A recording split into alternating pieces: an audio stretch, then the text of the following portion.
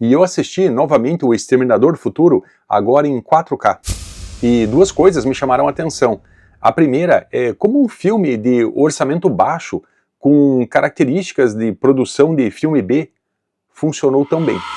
A segunda é que, logo quando o filme termina, mesmo com o James Cameron e sua ex-esposa sendo conhecidos como os escritores do roteiro do filme, a mensagem que aparece é sobre um reconhecimento aos trabalhos de um outro escritor de ficção científica. Harlan Ellison era escritor, e entre seus vários trabalhos tem alguns episódios de um antigo seriado.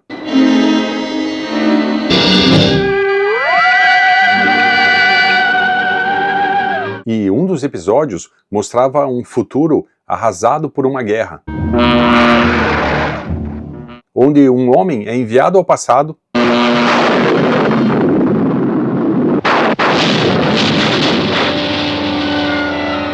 e ele é perseguido por outro homem que também veio do futuro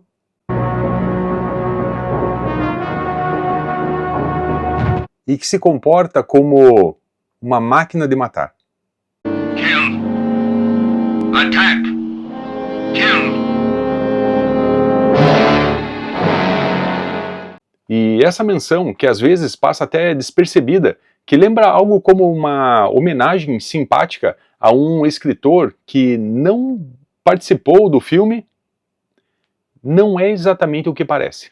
Well, he had been on the set as they were shooting, and he was talking to Cameron, and he said, "Where'd you get the idea for this?"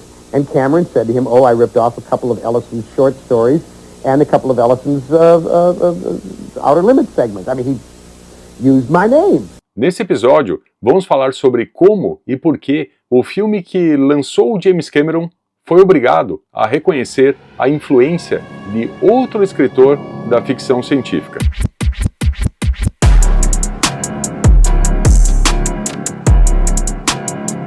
Essa história é tão curiosa que chega a ser até difícil de imaginar.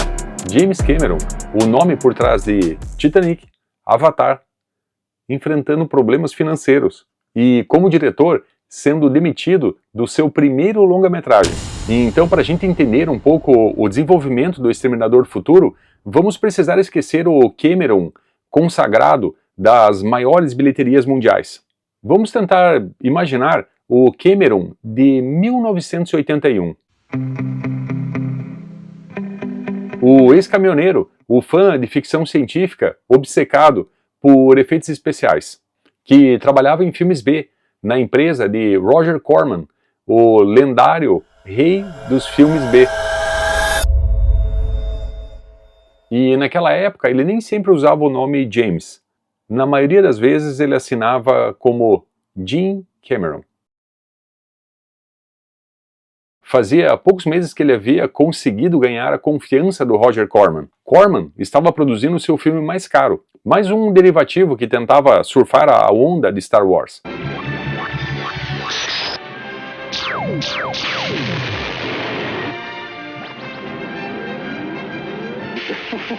Quando ele percebeu que o responsável pelo design do filme inteiro não conseguia realizar a tarefa. E assim surgiu a oportunidade. O Cameron sabia desenhar e ele entregou o design de uma espaçonave. Ele entendia a cabeça do Roger Corman e foi imediatamente promovido. E foi através desses contatos que ele conseguiu o seu primeiro trabalho como diretor de um longa. O longa era outro filme barato que tentava aproveitar o sucesso do filme Tubarão. Cameron substituiu o diretor de um filme chamado Piranha 2, Assassinas Voadoras.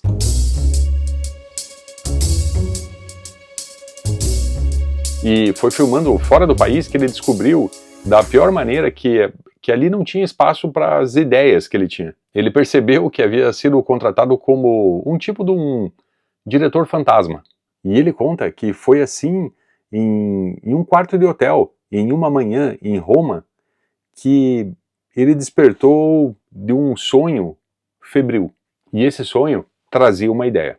Ele conta que teria visto um esqueleto cromado saindo do meio do fogo e que alcançou um bloco de papel do próprio hotel e já começou a desenhar a imagem que ele teria visto.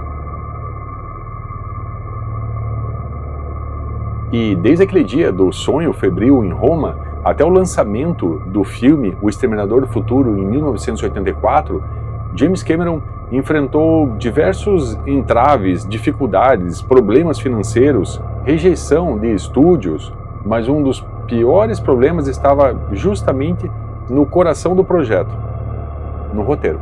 Um soldado que vinha de um futuro onde uma guerra incessante devastava o planeta, que era perseguido por outro ser que também veio do futuro, que se comportava como uma máquina de matar, cujo único objetivo era exterminar o inimigo.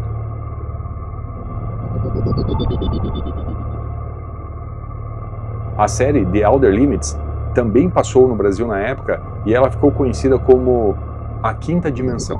E o escritor original desse episódio era o Harlan Ellison. Before Terminator came out, I began to hear from people, gee, there's this script that they were going to shoot that reads an awful lot like your script for Soldier that you did on Outer Limits years ago. Now, Soldier had, of course, been available on videocassette for many years. Demon with the Glass Hand, which I did for Outer Limits, had won all the awards, but Soldier was right there in popularity. We've been altered to look like humans. It was necessary to come back into time and find you. Why? We're at war. What do you want with me? You're the last hope of Earth. At that point, we made noises to Hemdale that we really think we should sit down and talk about this. Almost instantly, a number of very interesting things happened. The first thing that happened was that the editors of Starlog magazine called me and said, we're getting a lot of heat all of a sudden from James Cameron and Gail Ann Hurd. And I said, on what grounds? Well, what had happened was they had interviewed Cameron prior to the film's release. And Cameron had been his usual, I've never met the man, but I gather that he has an ego that makes mine look minuscule by comparison. And that in the course of his interview, someone had said to him, where did you get the basic conception for Terminator? And his response was, oh, I ripped off a couple of Outer Limits. So we applied to Hemdale Films for a copy of the script. And they refused to let us see it.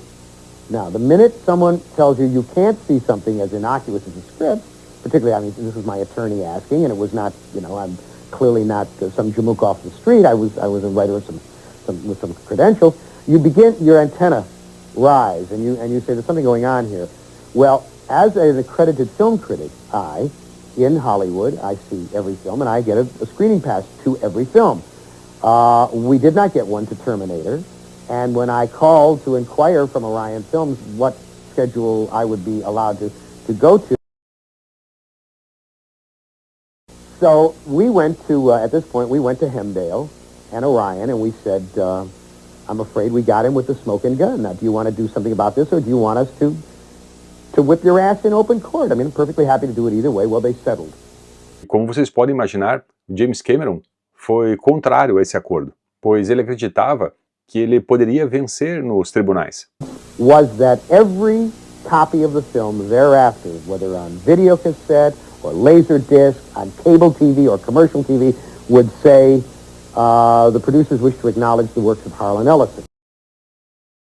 Anos mais tarde, ele descreveu Ellison como um parasita, e ele alega que, como a produtora ameaçou responsabilizá-lo financeiramente caso viesse a perder nos tribunais, ele não teve escolha senão aceitar a decisão do estúdio de fazer essa menção no final do filme. Nessa época, o Cameron não tinha condições financeiras de correr o risco de perder no tribunal. And I said to them, if Cameron had come to me before he did the Terminator and said, I really loved Soldier, I got another take on it, do you mind if I work that field? I'd have said, with my blessings, kiddo, just at the end when you mention Coca-Cola for giving you, free Cokes on the set, just mention, and thanks to Harlan Ellison. They'd have had it for nothing.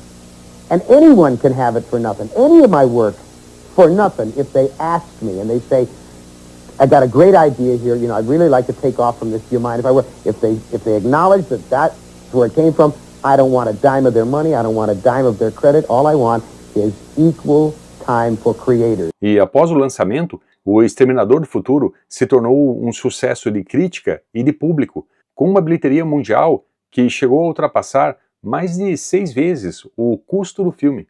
Essa disputa entre Ellison e Cameron se tornou um caso emblemático para o cinema, para os direitos autorais no cinema. E após isso, os estúdios passaram a analisar com mais rigor esses roteiros, para evitar possíveis alegações de plágio.